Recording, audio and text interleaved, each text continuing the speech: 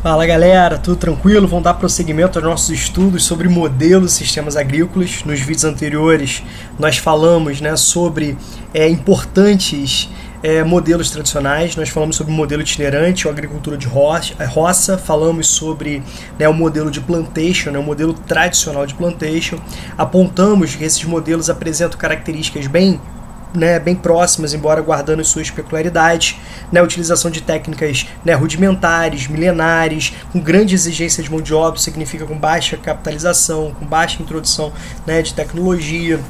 Então, instrumentos aí muito rudimentares, muito arcaicos, que exigem muita mão de obra e tem relações culturais muito fortes, o que se planta, da forma que se planta, o tipo de cultivo, voltado aí para uma alimentação, voltado para a subsistência, tá bom?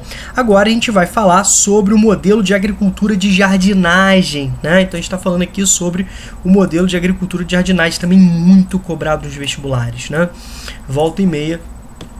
Alguma questão traz aí aspectos marcantes da agricultura de jardinagem.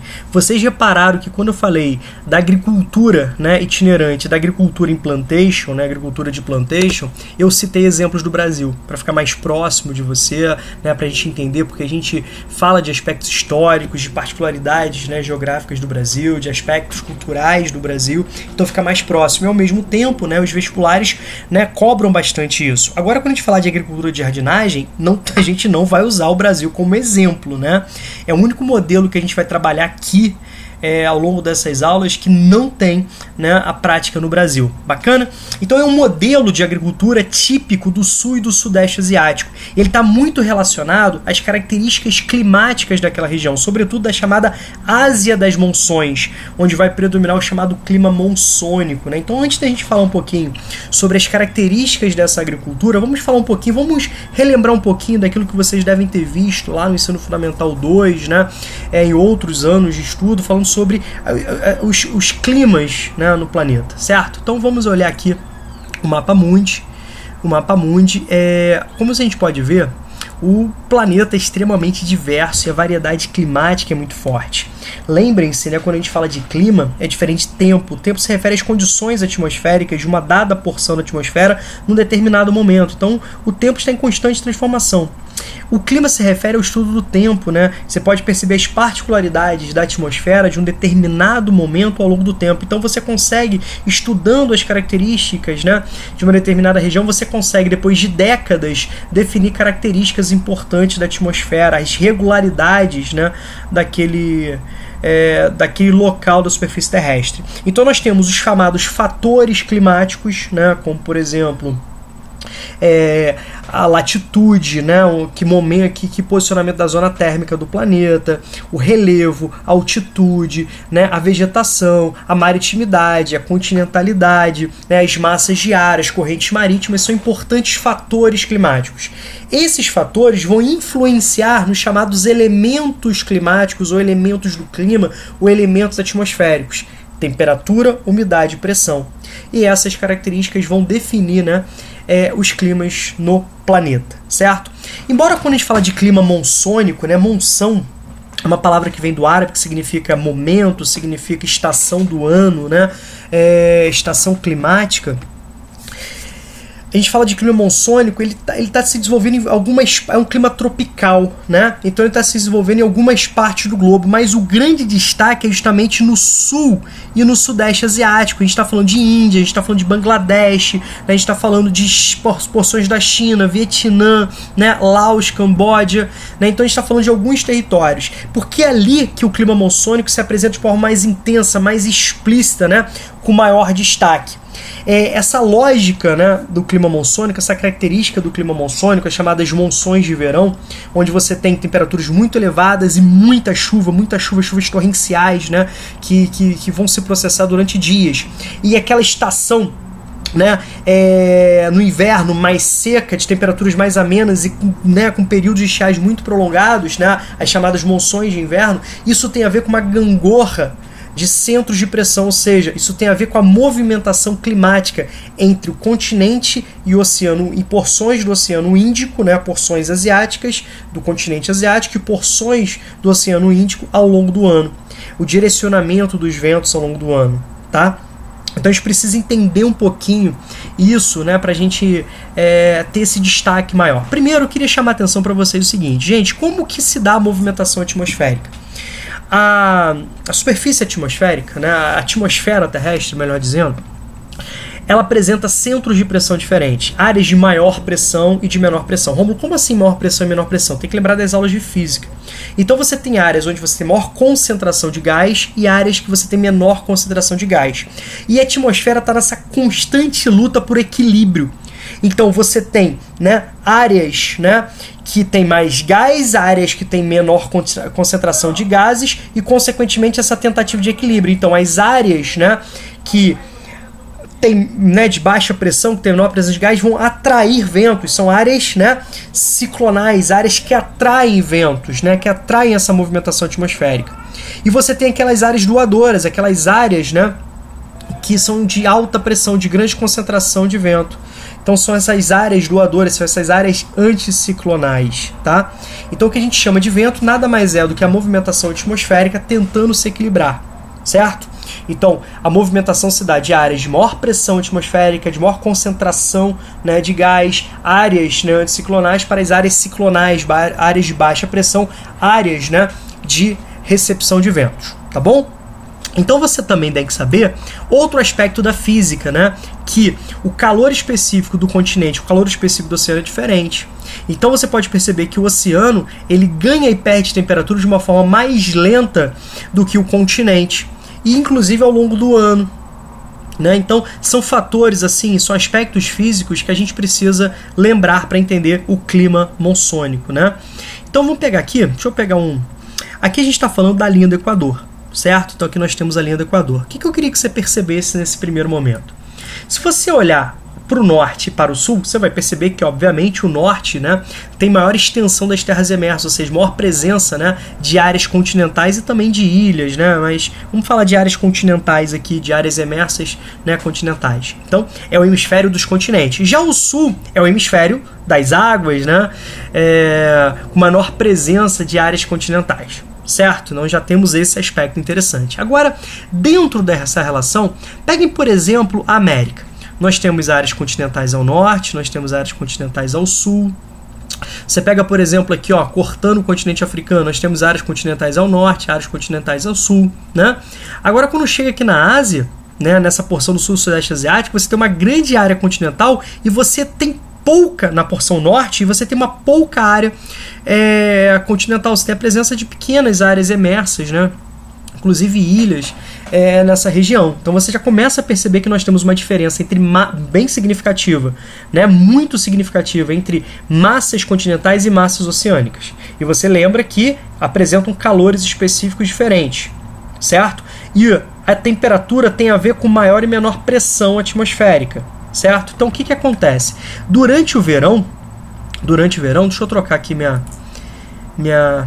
caneta. Durante o verão, o que vai acontecer? A gente vai perceber o seguinte, que você tem um aquecimento muito grande dessa massa continental, então as temperaturas continentais vão estar bem maiores, né, do que em relação ao oceano, então você tem a formação de uma área de baixa pressão e, consequentemente, o destino, né, a direção dos ventos, deixa eu só trocar aqui, a direção dos ventos, ela vai se dar dessa forma aqui, ó. Então aqui você vai formar uma área de baixa pressão, né, no verão, uma área de baixa pressão, tá legal? Opa, vamos botar aqui para ficar rápido, ó. Vou botar aqui, ó, baixa pressão atmosférica. Vou abreviar para ficar mais fácil, tá? Nós temos uma área de baixa pressão atmosférica, temperatura muito elevada e, consequentemente, vai ser uma área que vai atrair vento, né? Então, o sentido dos ventos ao longo das monções de verão, o sentido será esse, no sentido Oceano Índico, tá? Continente. Então essas massas, né, formadas sobre o Oceano Índico, elas vão se direcionar para o continente, levando muita umidade, e ali você vai ter uma área de grande, né, concentração térmica. Isso vai gerar um processo de precipitação intenso, muito volume de água. Você tem durante dias aí chuvas, né, torrenciais muito fortes e ininterruptas, que obviamente você já deve estar relacionando a alagamentos, inundações, enchentes, né? e alagamentos nessas áreas, tá? O que acontece durante o inverno? Deixa eu apagar aqui. Durante o inverno, vou pegar a caneta aqui. Durante o inverno, o que vai acontecer? Né? Durante o inverno, o que vai acontecer? Você tem um processo de esfriamento do continente, então você tem uma diminuição das médias térmicas, e o oceano ainda vai preservar, né, a temperatura. Então a direção dessas massas, né, de ar, ela vai seguir o caminho inverso, tá? Então os ventos atmosféricos formados no Oceano Índico, eles não vão se direcionar para o continente, né? Eles não vão se direcionar para o continente. Então eles vão seguir esse trajeto aqui inverso. Ao mesmo tempo, a gente vai ter, né, ventos provenientes de regiões de maior latitude norte, que são ventos mais frios e mais secos, que vão se direcionar para a parte continental mais ao sul. Então eles vão diminuir ainda mais, né, a umidade atmosférica. Então, resumindo, não vai chover.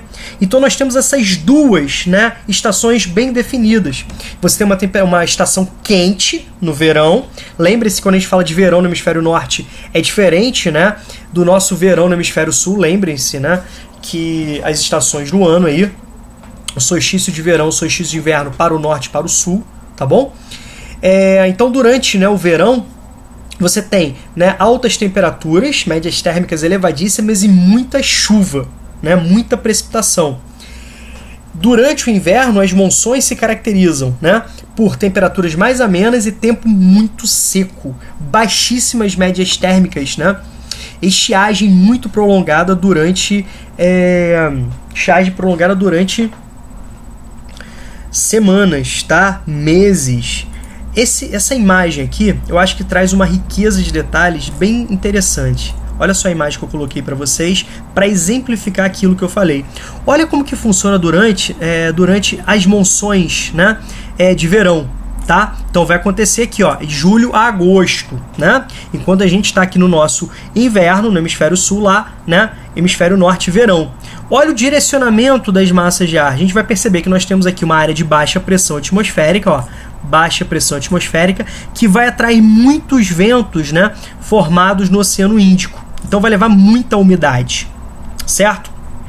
O que acontece, né, no inverno, nas monções de inverno, que vão acontecer principalmente entre dezembro e janeiro, que é o auge, né, do período mais seco daquela região. Aqui vai ser formada uma área de alta pressão, que vai ser uma área que é anticiclonal, uma área que vai, né, repelir ventos. Então, ela vai doar ventos. Então, olha o direcionamento aqui, ó, das setinhas. Então, aqui você tem a explicação devido às gangorras de centro de pressão.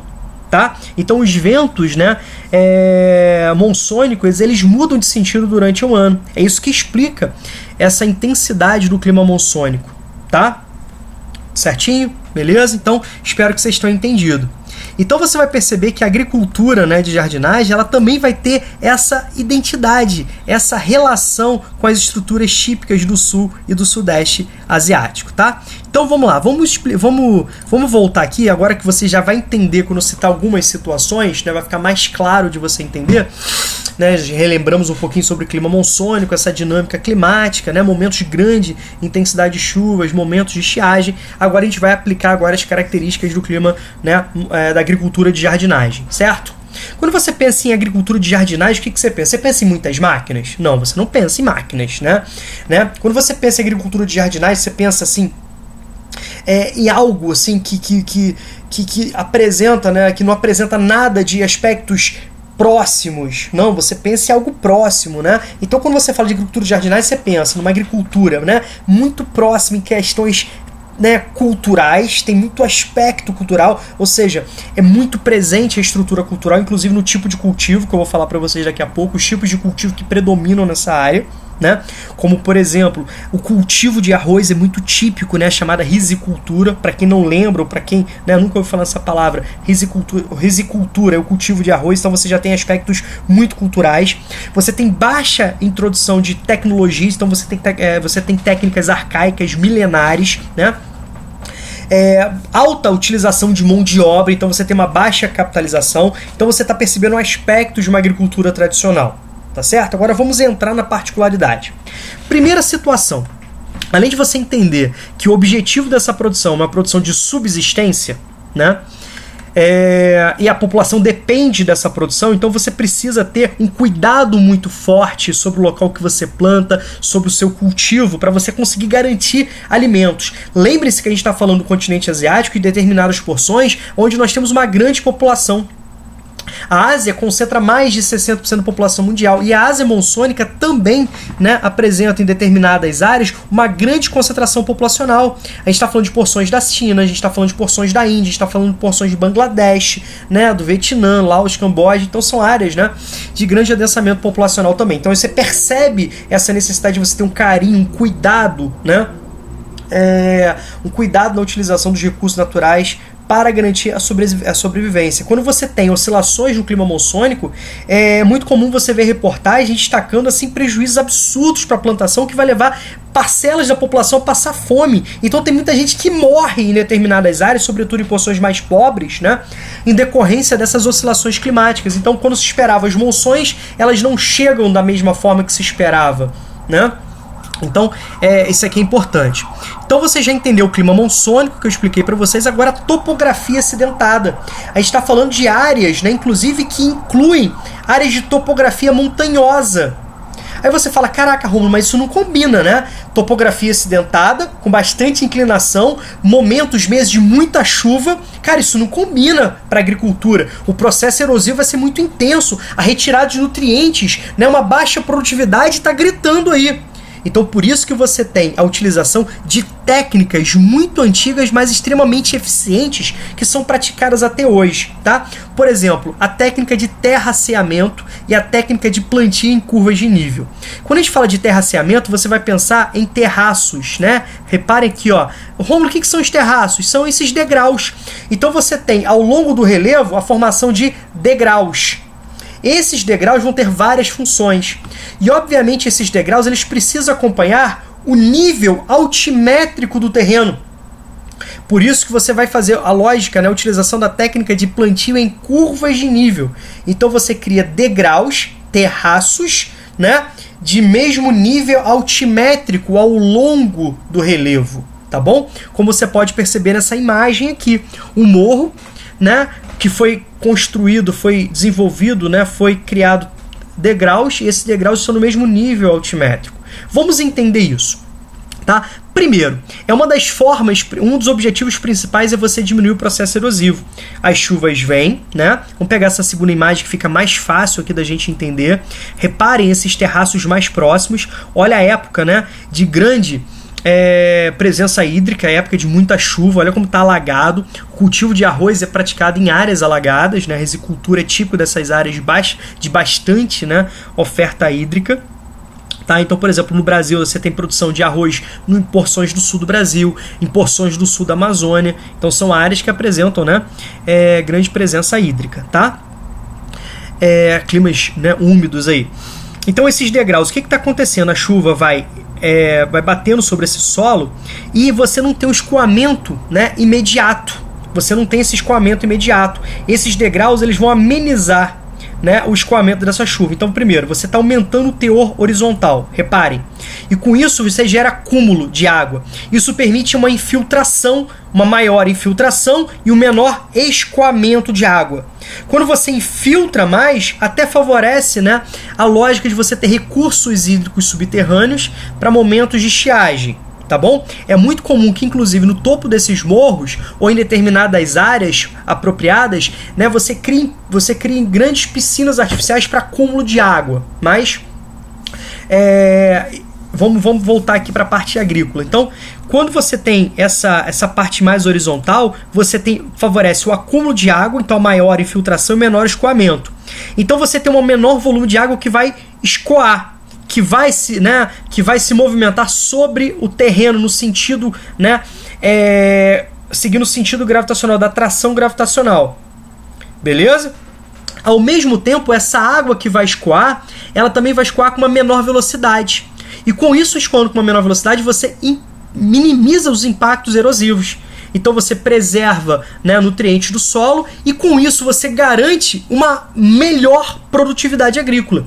Então, embora seja um modelo, né, tradicional, utilizando técnicas agrícolas rudimentares, a agricultura de jardinagem, pelo carinho, pela necessidade, pelos cuidados, né, pelas técnicas aplicadas, é um modelo que apresenta uma elevada produtividade, né, uma boa produtividade. Você consegue extrair bastante, né, de uma determinada área. Se você não tivesse esse carinho, né, se você não tivesse utilização de técnicas, né, como essas duas que eu citei para vocês, cara, a perda de nutrientes do solo, o processo erosivo ia levar a uma baixíssima, né, produtividade. Isso poderia comprometer a própria segurança alimentar na região, tá bom?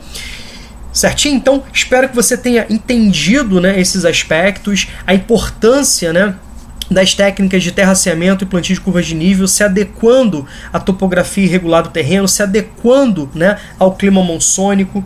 Bacana? Certo? Então você tem uma relação muito forte aí de uma produção que vai predominar principalmente, né, em pequenas e médias propriedades agrícolas, tá? Uma produção, né, bem voltada para a questão da subsistência, beleza? Então espero que tenha ficado claro aí o modelo de agricultura de jardinagem. Eu demorei um pouco, né, expliquei com bastante detalhes, porque as questões envolvem isso. Então muitas questões podem partir e exigir características do clima, características do cultivo, características das técnicas, né, empregadas, características do terreno, tá bom? É importante isso. Então lembre-se da pegadinha, tá bom?